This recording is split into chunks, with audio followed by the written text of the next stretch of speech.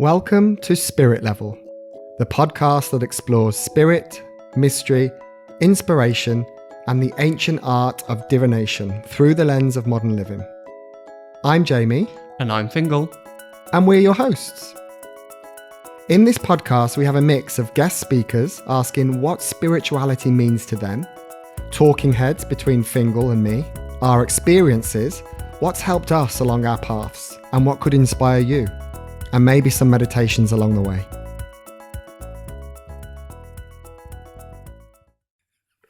Right, shall I take over? The reason I'm laughing, this is probably take 22. We've had so many technical issues. My advice to anybody wanting to start a podcast is don't do it. Unless you're really rich and you can afford a whole production team, just don't bother. Like being light crew and sound producer and stylist, and there's just so many aspects to it. Yeah, and to be completely honest, I have no interest in any of that. I just want to turn up, sit down and talk. So Fingal is having to do all of that, and I'm just sat here thinking, what is he doing? Why isn't this starting already? But anyway, I think we're there. I think we're all on, and we are here for our penultimate episode. Well, penultimate-ish. We're going to do 10 episodes in each season, and number 10 is going to be a little bonus track, so it might be a little meditation or something, so look out for that. But yeah, we're excited to be recording. I think excited might be a relevant term. Well, no, this is really, the easy part. Yeah, the nice part is us talking. The annoying part is the setup. So now we're off. So, Fingal, what are we talking about today? Today, we're going to be talking all about guides, spirit guides, not the guides as in the scouts and girl guides, sadly. That's I think, a different type of podcast. But no, we're talking about spirit guides today. I know you had a mild bit of, not a hesitation or reservation, but it's something... Trepidation. Welcome to Dictionary Corner. So we're going to be kind of diving all into guides, because it's not something that you necessarily you kind of know about them, but you don't necessarily work with your guides all of that much, I suppose. And I think it's that thing with guides that I suppose to the general folk, guides the townsfolk, the general folk might kind of be like guides. Like, it sounds quite, this is when you start getting into a realm of things being really kind of weird and wonderful in a way. Yeah, because everyone can kind of identify with grounding, protection, intuition, people understand. But when you start saying, oh, I've got spirit guides that are there and talk to me, it's like, oh, we've ramped up now. We've really gone into that. We've gone into crazy land. And I suppose, not that I'm not in crazy land, it's just I have not been in crazy land for so long, perhaps. And yeah, guides is an interesting one, because I think I know who my spirit guides are. And I always call certain people in before I do a reading, but I don't necessarily... And I've been told in other readings who some of my guides are, but I don't know right now what their little tells are when my guides are in. I kind of know when I've opened up, because I get this tingling in my crown chakra, and I know that's when I'm connected. That's very much Tingle. Like open the crown, and then it feels like something plugs in from spirit into me. So that's my tell that I'm opening up. But in terms of guides, I'm still kind of figuring all that out. Yeah. So, what is a guide? What's a spirit guide? Go on then. Well, you go. As you're the master of spirit guides. Master of spirit guides. So I refer to them as my spiritual family. Mm-hmm. So, first and foremost, everybody has guides. So even if you... Jamie keeps telling me off because I move around, but I'm a fidgeter. I'm a natural born fidgeter, so apologies if the sound keeps going. The spiritual family. So everybody has guides, regardless of whether you work with them or not, or know who they are or not.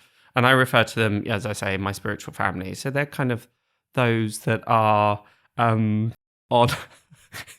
Jamie's looking bemused because Oh, he's like changing his jewelry and stuff. I'm like, just sit here and talk, for goodness sake. I drive him up the wall because normally when we're watching TV or something together, I'm there doing a crossword or a puzzle or answering emails or. If he's not doing about 3 minimum things at once, then he can't focus. Yeah. Anyway, so I will try my level best. So yeah, I call them my spiritual family, and they are here to assist us on our life's path. So their main interests are in kind of the soul development and kind of making life easier for us, but they're not, spoiler alert, they are not our servants. So I think this is one of the main issues with guides, is a lot of people kind of just assume that they're there to kind of pick up our socks and dirty laundry and, oh, I want this and can I have that with an extra side of fries? And is kind of, we often just petition to our guides for things that we need and things that we want. And absolutely they're there to do that. Yeah, that's kind of what I do. It's very common. Could I have a new handbag, please? But actually, they're kind of they're more interested in our development and us in some ways fulfilling our dharma, and dharma being kind of our life's purpose or what we're kind of put on this earth to do, really. So that's kind of where they're guiding, assisting, giving us clarity. But they will never, we've got to remember that our own agency that we have over our life, free will always reign supreme. So they won't kind of necessarily be there saying, oh, Fingal, you should do this, you should do that, you should do this. They will kind of assist, they will give their opinion, but they won't necessarily kind of go, they won't interfere, I suppose is a way to say it.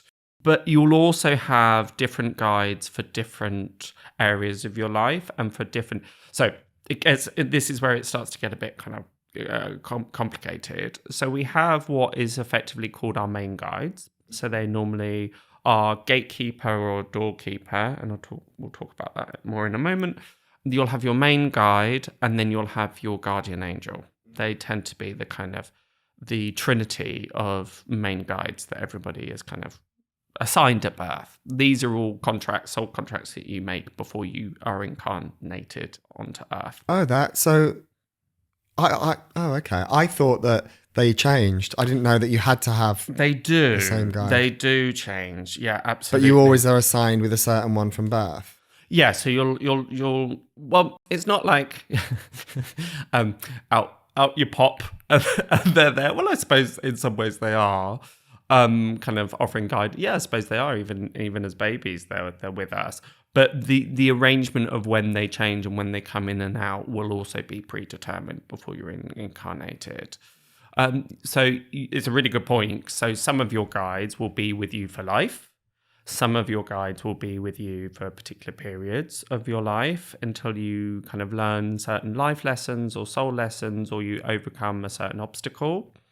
But so you've got, with those 3 main guides, and just as a small aside, in Eastern traditions, you normally have 4 main guides, one with each of the cardinal directions. But in more Western traditions, it's commonly understood that you've got 3 main guides. And your gatekeeper is your kind of spiritual bouncer. So I always imagine my gatekeeper in like one of those like 90s nylon puffer jackets with the orange lining. Kind of saying, if your name's not down, you're not coming in. Yeah. So they're your kind of etheric bouncer. And then your main guide I describe as your conductor. So they're the ones with the baton, orchestrating the orchestra. So kind of leading, right. So they're the ones that will kind of bring people in, kind of, they'll be they'll relay all the messages that we need to our other guide. They're the ones that are they're the stage managers. Yeah. In actors speak. And or I suppose the director, maybe.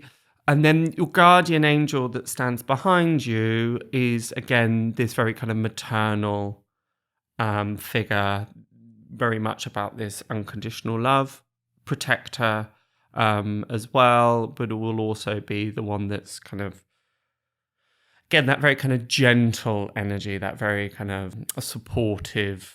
The way that I often think of it is like this unconditional kind of, it's a bit like a parent, like a spiritual parent. But then you'll also have, in amongst all of that, you'll have your working guides. So to say if you're a baker, you'll have a guide that is assisting you with that skill set. And then if you're a father, you'll have a guide that assists you with that. So the different kind of undertakings that you have in your everyday life, you'll have a guide that is assigned to assisting and helping you with that task. And then what about, so for me, I feel like the only strong guides that I connect to once I kind of tune in is past relatives. So for sure, my aunt and my dad, I always ask for them to come through. So are they my guides, or are they just somebody that I'm calling to be with me to help? Like, I don't know. I'm not quite sure, because obviously would they have been assigned to me at birth or not? Because this is something that I've just brought in recently over the past few years, particularly since my dad's passed 10 years ago. But yeah, I don't know. Yeah, really good question. So there are 7 types of guides. I mean, there's like it's like every time you kind of open the Pandora's box, it just kind of mushrooms and it kind of gets larger and larger. There are 7 types of guides, and there's a brilliant book which is called The 7 Types of Spirit Guides. I'm really sorry, I've forgotten how to pronounce her name, but if you look up 7 Types of Spirit Guides, there's a fantastic book out there that covers this in more detail. But the 7 types are, if I can remember correctly, they are ancestors, so the one that you've spoken about, and I'll talk about that a little bit more. You've got ascended masters. So ascended masters are those that are kind of benevolent beings whose life purpose was to raise the consciousness, awareness, spiritual awareness, and alleviate the suffering of all beings. So some of the ascended masters would be people like the Buddha or Jesus or all of those people. So you've got the ascended masters. You've got galactic guides, so basically aliens. That's where it really starts getting into crazy land. But, we can think of aliens as any kind of consciousness that hasn't been on Earth, basically. So arguably angels are aliens because they were never. But then the 4th is angel guides that kind of have their own category. Then you've got animal guides. Mm-hmm. So the kind of spirit animals would fall under that. But the reason that I use animal guides rather than spirit animals is because spirit animals is a bit of a cultural appropriation thing. And then you have your kind of guides that again would be kind of, sometimes you have a past life connection to those guides, or they might be guides that you've never had a kind of living incarnation with, but they are people that have lived on this earth that don't necessarily have an ancestral connection. Right. As well. And then there is, there's the 7th one, which I will try and hopefully by the end. I thought you'd done 7. No, maybe not. Maybe I think it was 6. Okay. But there is a 7th one which might kind of spring to mind at some point as well. Oh yes, brilliant! It's the elementals as well. The elementals, which are kind of like. You might have kind of fairy guides, but also like salamanders, undines, all of that stuff. But I'm not going to go into that in detail because that's a whole other topic. So they're the 7 types of guides, and different people will have a different kind of connection and predilection to different types of guides. So some are probably more inclined to work with angels, some are more inclined to work with the elementals, etc., etc. So to go back to your question, yes, absolutely, an ancestor can be a guide. And it's odd because, in times that I'm giving a mediumship reading or the readings that you've had, often even those that go back quite a few generations on that ancestral line, there is a really strong connection still.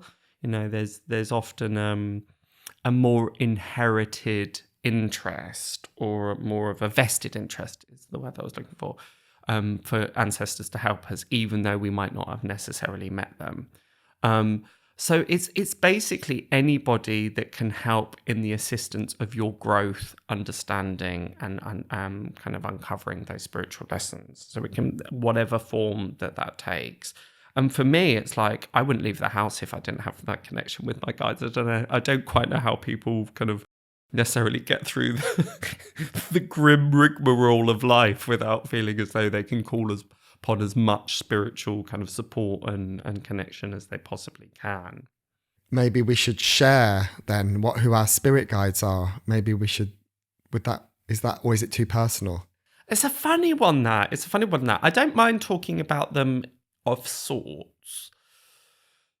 It's a funny one, because it is helpful to know who our guides are to a certain degree. And we were chatting about this just before we started recording, because you said, well, I do these readings, but I don't necessarily kind of figure out, oh, it's this person stepping forward and this person, and they've got this form, and they came from this dynasty, and this is an animal guide versus an ascended master, and all of those things. For us, it's sometimes helpful to put a label on things and kind of figure out the mechanics of it. That can sometimes be helpful for us. But in some ways, it also doesn't really matter. It's like we're much more hung up on knowing exactly who's who and what's what and what's going on. They don't really give. No, and it's more just about a feeling, like a sense and a feeling. And sometimes I think this is what I struggle with, is how to convey whatever I'm feeling in a reading that's coming through. Like, I know it's coming from somewhere else, and I can sometimes get an image of the person or the guide. And I always say, my guides are chatting to your guides in terms of the person I'm reading for. And that's how it kind of tends to work. But I think for me, it's just... because people have asked me this before of like, again, those mechanics, and we don't really know. This is all conjecture. But the way that I've often understood that is my guides can talk to your guides and relay the information just as you said, but also my guides can go to source, yes, like God, universe, whatever it is, and pull the information through that way. Yeah. And then the important distinction is also I can pick up information psychically, so that's not in relation to my guides. That's just like the times that I'll read somebody's aura, so look at their energetic extension and the colours that are around that. That will be more of a psychic kind of thing rather than... My guides don't necessarily get so involved in that respect. Sorry to interject. Well, I'm going to share a bit about one of my guides that I've been told I have, just because I think it's really fun. Okay, yeah. And again, it's something I kind of asked, but I don't think I've quite connected properly with it. But I got told by our tutor that one of my guides is the Spirit of London. Oh, yes. Which I just thought was amazing. Yes. And I love that idea. And I do wonder. Well, it's true, because like the consciousness of London or the energy of London is very different from the consciousness of Tokyo. Absolutely. Or the energy of Tokyo. Yeah. So it's like that is a culmination of all that energy or all those thought forms or all of those kind of feelings or all of that energy starts to take form. And randomly last night, I was at a party last night and talking, because we're potentially moving back to London, aren't we? Hashtag stalker alert. We're potentially moving back to London. I was chatting to somebody and they said, well, to be honest, you are just a London boy.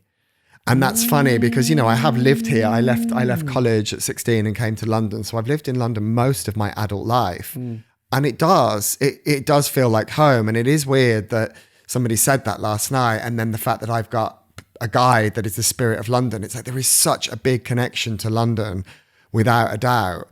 So maybe I'd love to do more around that, maybe a meditation to try and really connect with that. And maybe that's something we could talk about, is how to connect with your guides again. And it's something that we've done at the college and we've done in courses.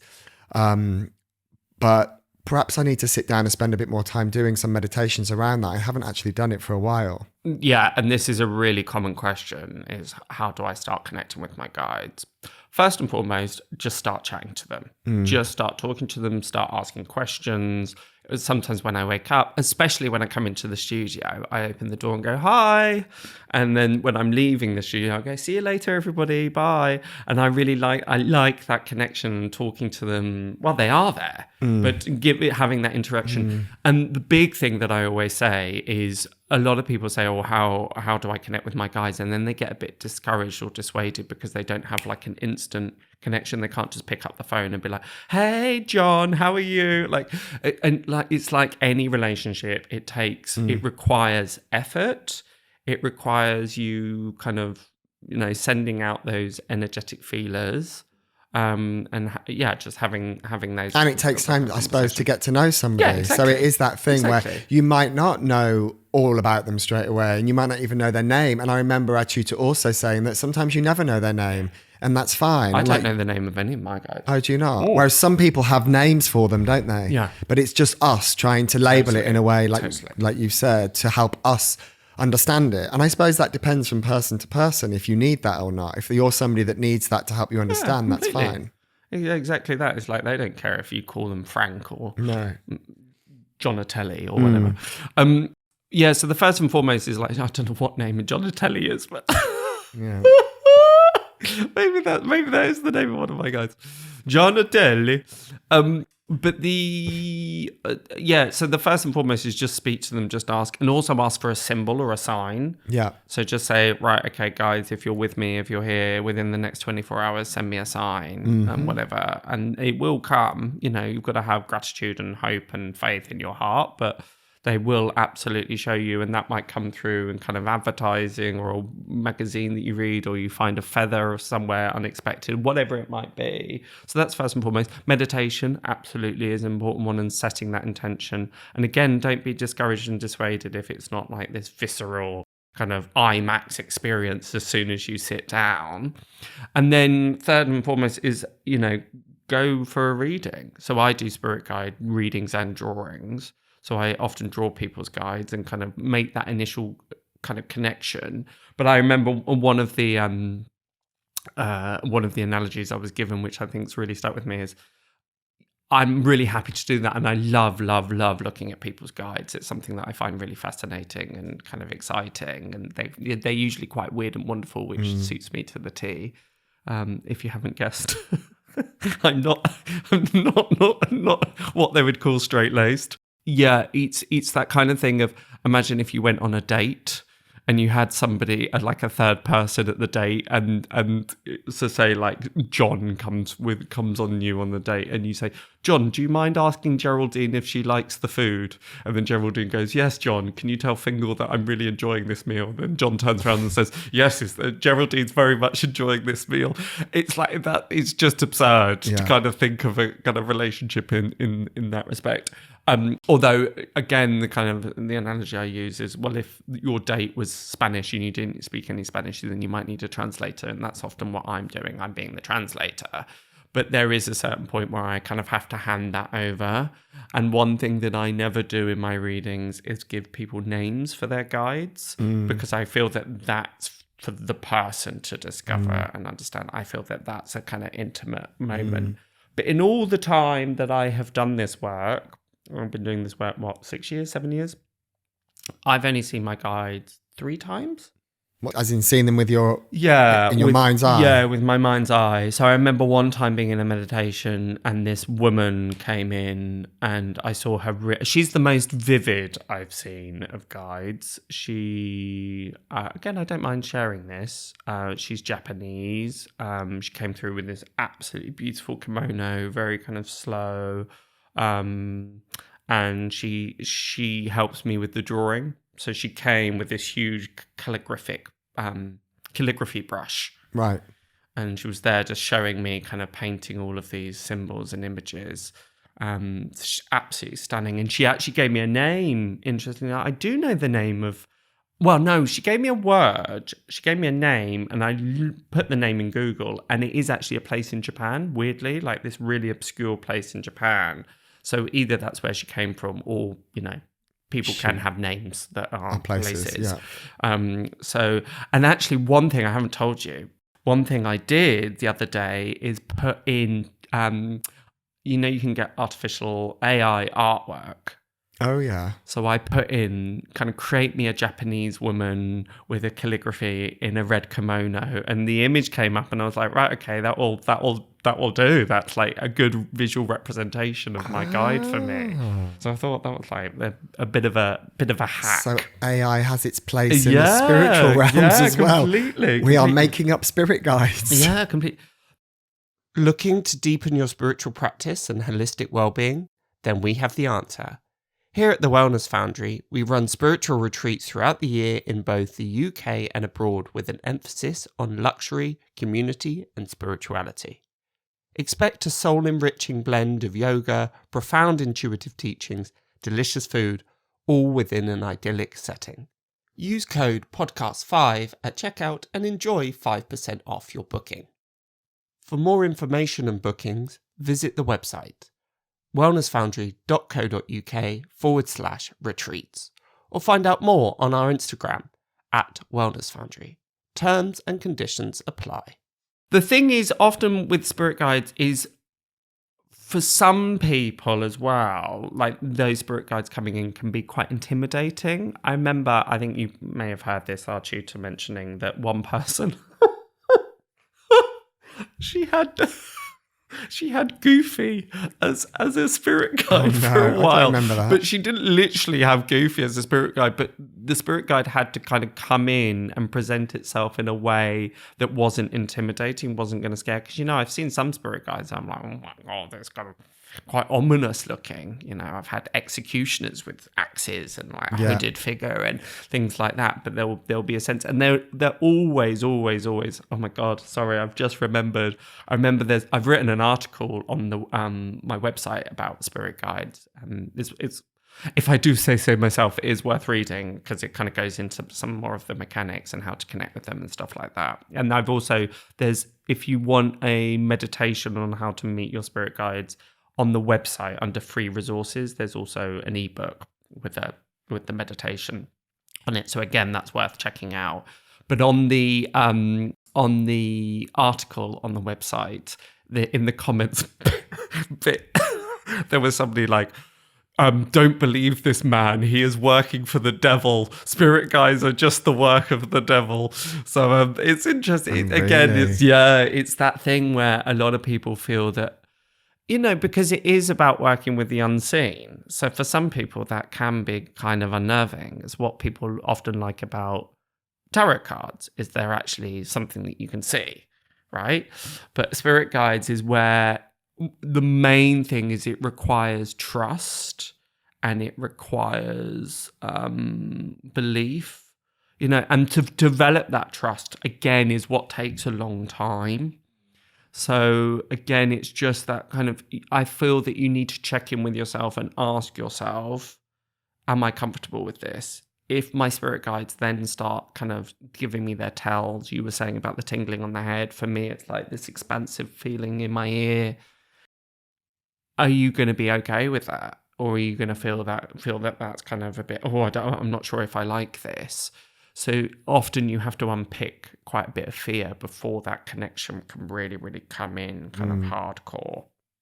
It's all right talking about the spirit guides. I think that actually the main thing to do is to put these things into practice and just start sitting down, start meditating, start being quiet, start asking, like you said, and just almost play around with seeing what comes in. Like I imagine a lot as well, if you sit and you meditate and you ask for that intention for a spirit guide to show you, sometimes it's a bit like we always say, the first thing that comes through is usually the right thing. So if we're really still and quiet and we ask for our guide to come through, and then you get a flash of an image of somebody, chances are that is going to be a guide of yours. And just trust that, right? And I think there's something you said in there that's really, really vital, just in terms of ask. Like a lot of the time we forget, when we're doing training and we get given, when we're doing readings and we get given a symbol or a feeling or a word or something and we don't understand it and we struggle and we strain and we're like, oh God, I don't understand what this is. And then it's like, oh, well, did you ask your guides? I'm like, oh, I forgot. So a lot of the time it is just ask for your guides on anything, on absolutely anything. You could say, right, I'm going through a rough breakup, guides, make this as smooth as possible. Oh, I'm not sure as to my next steps. Ask. Again, they won't necessarily tell you what to do, but they will assist in any shape and form that you can. And again, just to reiterate what I was saying before, they're not our servants.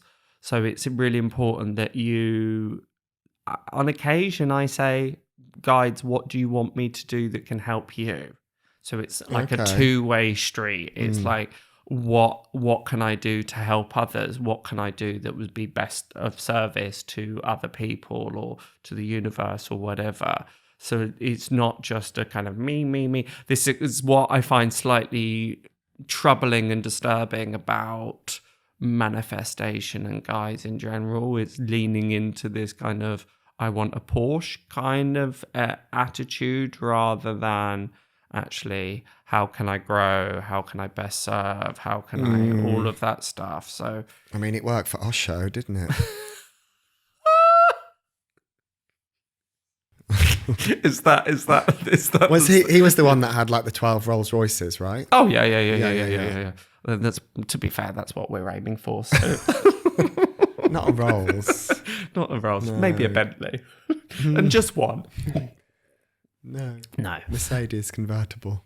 Yeah, so it is really important to kind of to check that. And also the other thing that I want to say is it's great to go for a reading about and people kind of presenting guides to you. I think that's a really great introduction and a bit of a fail-safe introduction, but also don't allow that to undermine or negate what your personal connection is with that guide. So for instance, if I say to you, oh, your guide is presenting themselves in a red cloak, and then you're in meditation, but you see it as yellow, don't just think, oh, Yeah. I'm wrong. Yeah. Or, there is a kind of thing where guides can sometimes, they choose, and they choose the nuances on how they present themselves to Right. you or me.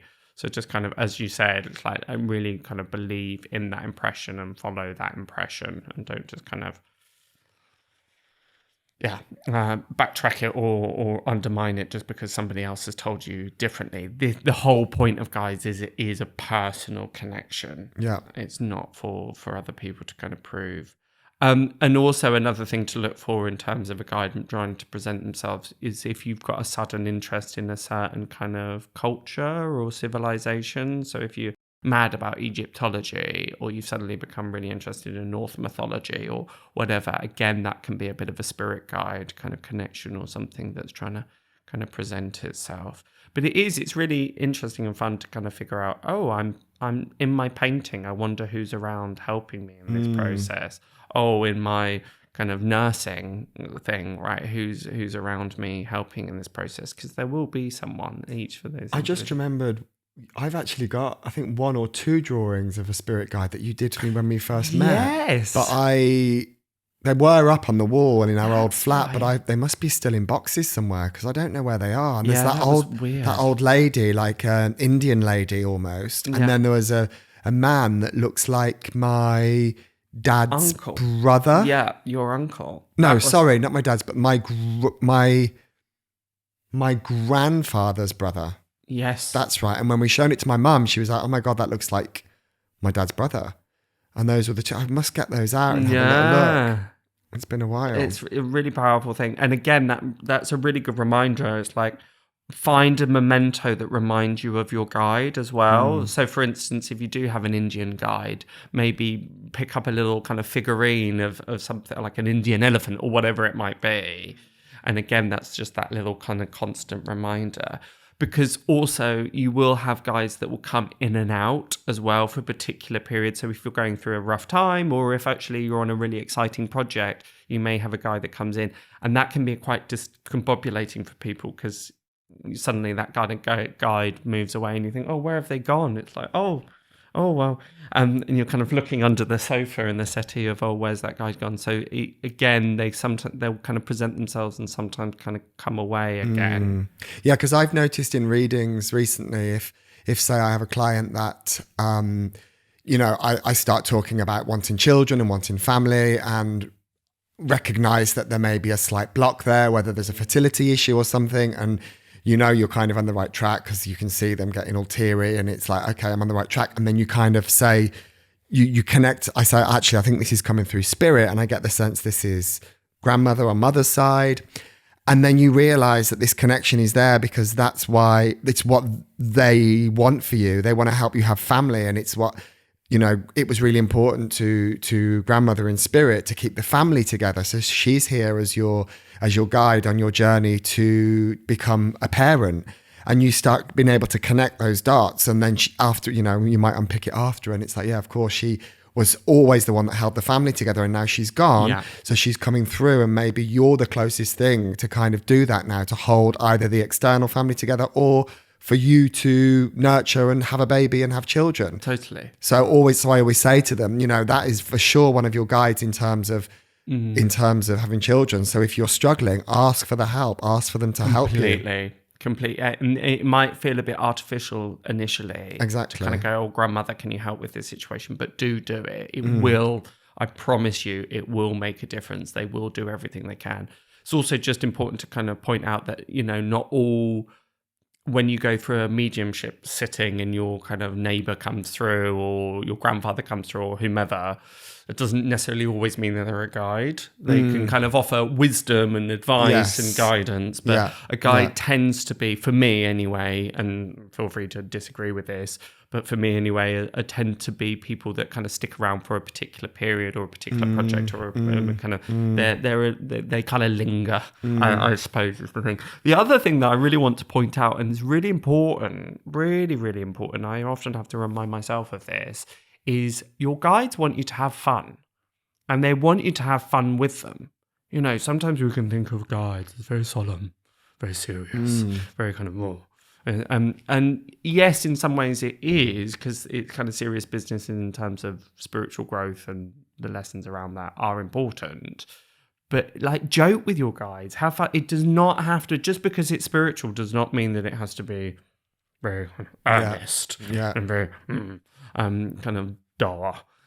So yeah, just kind of play with them, joke with them, ask them to play practical jokes. I have God, that's quite interesting. I have a guide who has come through recently and who stutters.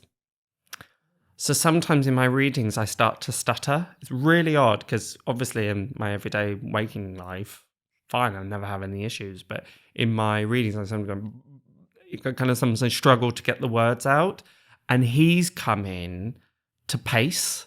It's kind of it's in order to kind of make me, and for me anyway, my interpretation of it is about kind of pace and how to regulate and how to not feel as though I have to kind of move everything at 100 miles per hour.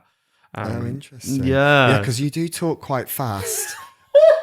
And sometimes you say a lot in 3 seconds. So it's like, I imagine sometimes if you're not that way inclined, it's a lot to keep up with. Yeah, I can lose people in my readings. Yeah, you can see them kind of going, what? Yeah, what? Yeah. Oh, so that's good. He's come in. Yes. Calm you down a bit.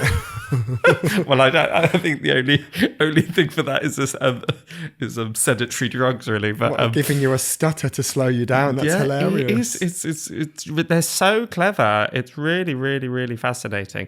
I also this is going to sound absolutely crackers, but when I went to my first reading, I was receiving a reading. She said, I don't often say this, and I've seen this only probably 3 times, 4 times in all the readings I've ever done. But she said, you've got a celebrity spirit guide. I'm not going to say who it is, because it sounds a bit kind of too cuckoo. But yeah, there was a bit of a funny one. All I would say is he's a very well-known comedian. And this is what just sparked this realization about this kind of link between fun and kind of play. And that could be him, because you think you're quite funny, so I suppose maybe that's coming through him. Notice that you think you are funny, Fingal, but you are certainly not. Well, you kind of are, but you are funny. But maybe that's, says the man who's in love with his husband.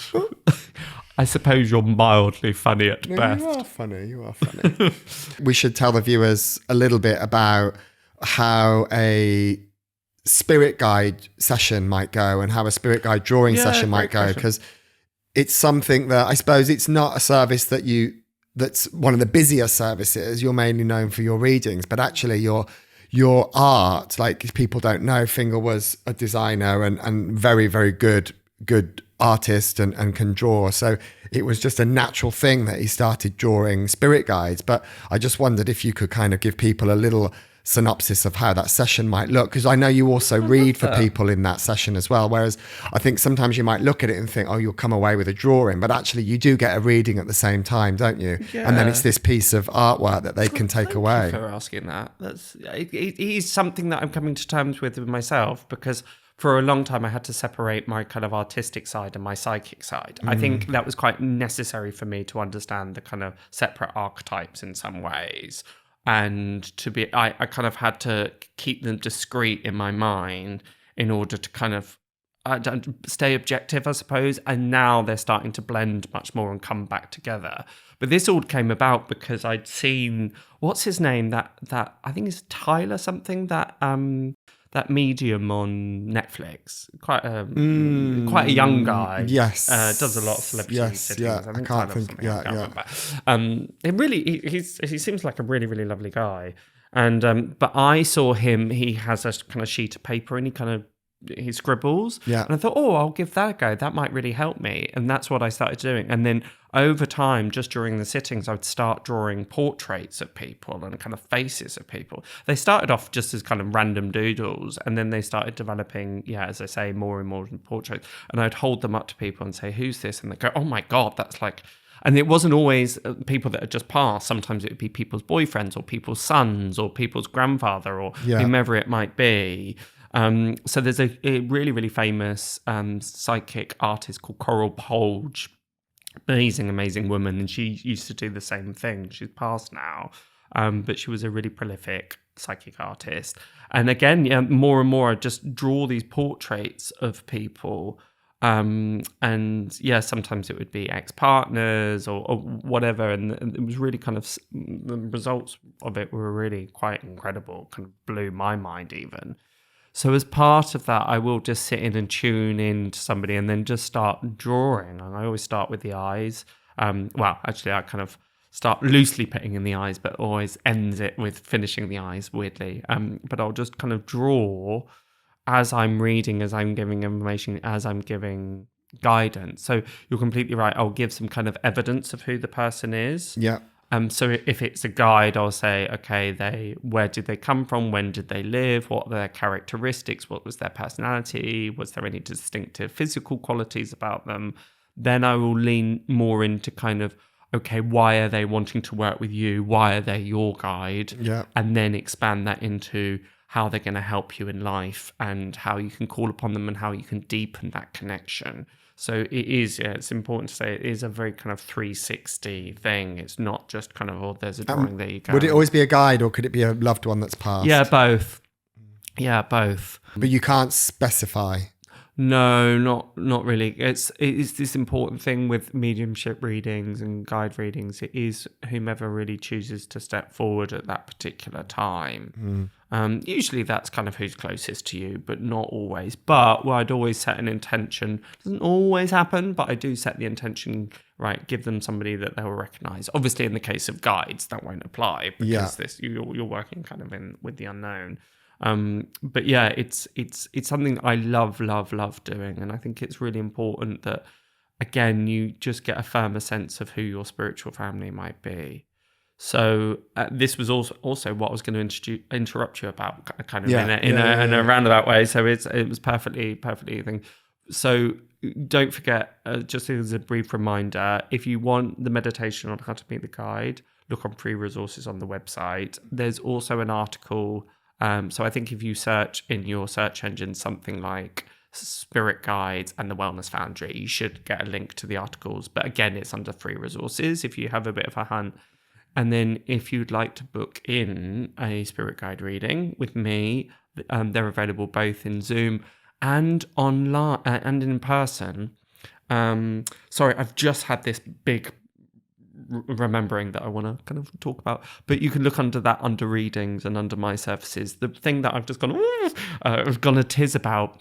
I remember somebody booking in for a Spirit Guide reading and drawing with me. And I started reading and started drawing this thing and giving all this information. And she said her name is Jack Turner, I think, or Jacqueline Turner, JAQ. And she has written a book. I feel really embarrassed because I can't remember what it was. exactly called, but it's Something and Me. It was basically her spirit guide. And she'd had this connection with her spirit guide who told her, you need to write this book. So she's written a book of all the things that she's channeled with him. And she booked in a reading with me to see if there was any information. She didn't say anything. She didn't mention a thing.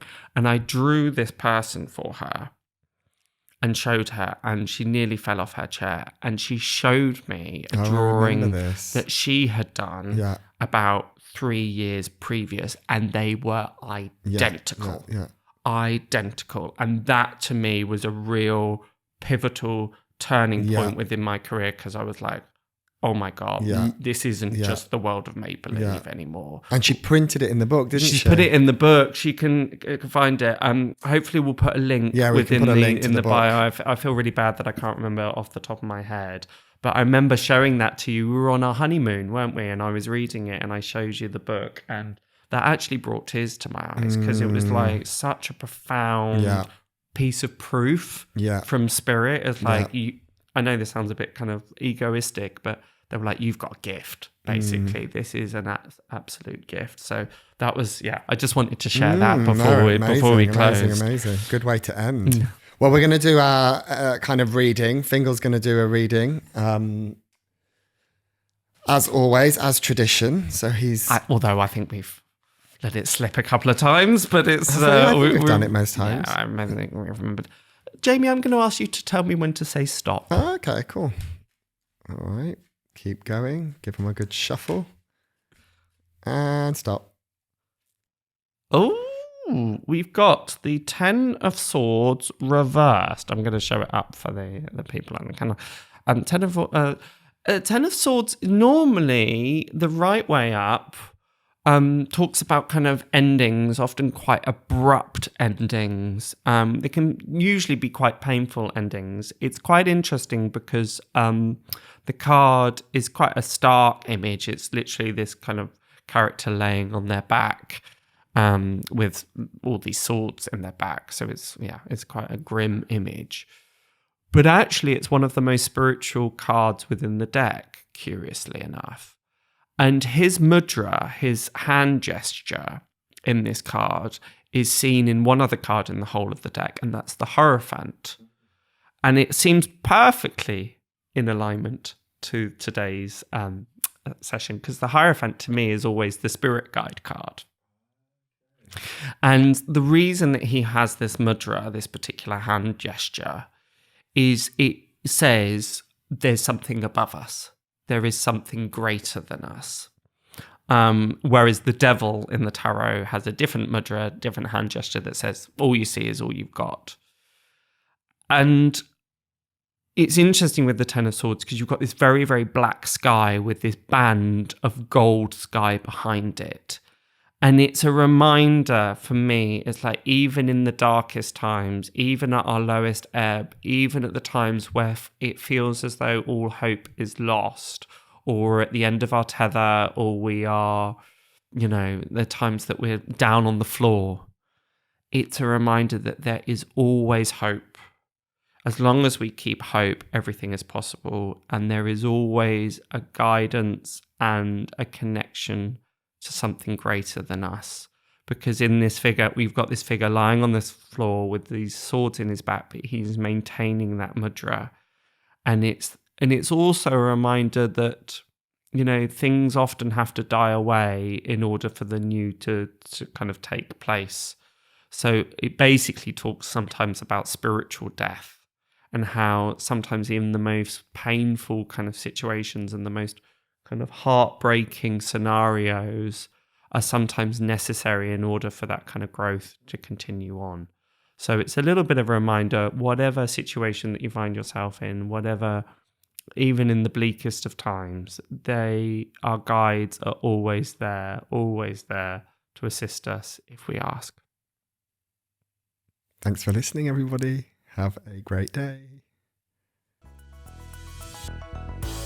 And that's the end of this week's episode. We'd love to hear what you think or suggestions of what we could cover in future. Either leave us a comment if the platform you're listening on allows it, or drop us an email, hello@wellnessfoundry.co.uk. Alternatively, DM us on Instagram. Be sure to hit subscribe or follow to stay up to date with the latest releases. But until next time, love and blessings. We hope you've enjoyed this episode of Spirit Level, brought to you by the Wellness Foundry, the home of spiritual wellness. For more information and bookings, visit the website wellnessfoundry.co.uk or find us on Instagram @wellnessfoundry.